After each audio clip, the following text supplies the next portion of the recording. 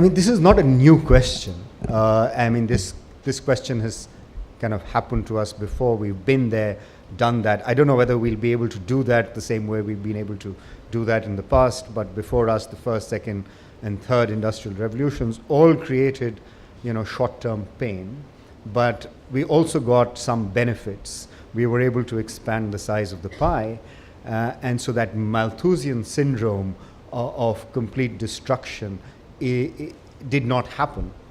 I can't be sure whether that won't happen this time around, because this time around the pace of change has been much more rapid, and therefore the ability of the state to be able to keep pace with the nature of change that is happening will be put under serious stress.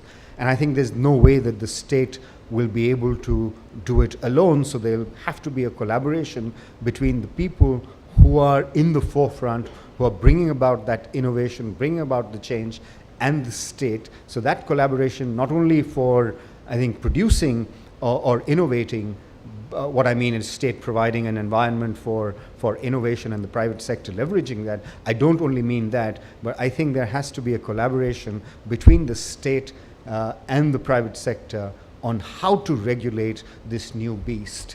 And by regulation, I don't mean control, I manage this regulation. Which brings me really to your question, if that we're going to be uncertain about what the future holds for us, especially in countries like India, where your social security apparatus and social security infrastructure has been really weak to deliver to the people who most need it, it'll be imperative, not as a substitute, but as a safeguard against what is impending before us. And I want to emphasize this point, this is not an either-or solution. You can't say that I'm going to create a new social security apparatus of the nature that you spoke about, and then not worry about how I'm going to manage this transition from the third to the fourth industrial revolution. Governments have to do both, states have to do both, and I don't know whether they'll be able to. I know for certain they can't do it alone. They'll have to do it in collaboration with the private sector and manage the transition much better. It's inevitable, the writing is on the wall. I don't have time to go into it, what it means for countries like India, but the writing is on the wall.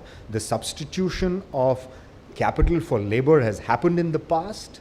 It will continue to happen at a much more rapid pace in the future.